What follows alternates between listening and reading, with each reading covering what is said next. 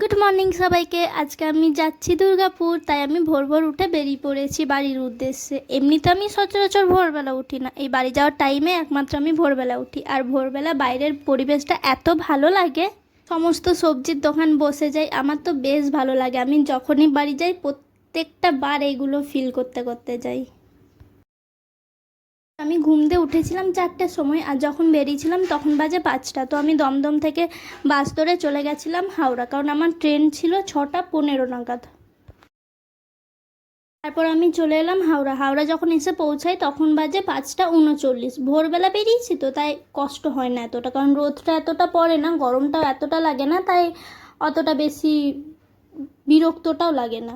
তো তারপর এই দেখো হাওড়া এসে আমি কি দেখলাম, সেরম বিশাল কিছু দেখিনি। দেখলাম বন্দে ভারত ট্রেনটা এখনও দাঁড়িয়ে আছে, এক্ষুনি ছাড়বার। বন্দে ভারতের পাশেই ছিল আমার ট্রেন, ব্ল্যাক ডায়মন্ড।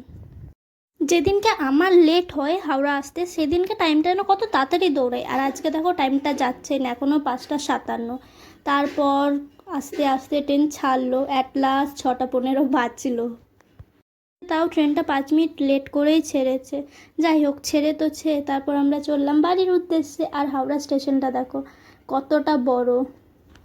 আর এইখানটা আমি ভিডিও নিয়েছি কারণ এইখানে যে বাড়িটা আমার খুব ভালো লাগছিল দেখতে। উঠোনের মধ্যেই পুকুর ছিল, বেশ সুন্দর। তারপর আমি একটু এই ঢং করতে করতে হাত পা নাড়তে নাড়তে পৌঁছে গেলাম দুর্গাপুর। তারপর আমি চললাম, ফার্স্টে উঠলাম, তারপর আবার নামলাম এই করতে করতে আমি আর আমাদের এই দুর্গাপুর স্টেশনটা দেখো কি সুন্দর দেখতে, বেশ ভালো লাগে।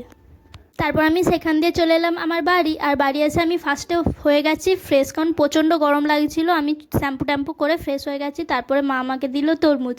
গরম গরম ওয়েদারে ঠান্ডা ঠান্ডা তরমুজ ভালোই লাগে। তবে মিডিলে অনেক কিছু করেছিলাম, সেসব ভিডিও নেওয়া হয়নি। একেবারে সন্ধ্যে চা খাচ্ছিলাম, বিস্কিট খাচ্ছিলাম। আর সবচেয়ে ফেভারেট আমার জায়গা যেটা, আমার এই বাড়ির ছাদ। আর গ্রীষ্মকালে সন্ধ্যেবেলা ফুরফুর করে হাওয়া দেয়, আমার কি ভালো লাগে, একটা শান্তির জায়গা। চলো তাহলে আজকের ভিডিওটা এতটাই, দেখা হচ্ছে পরের ভিডিওতে। Tata, good night.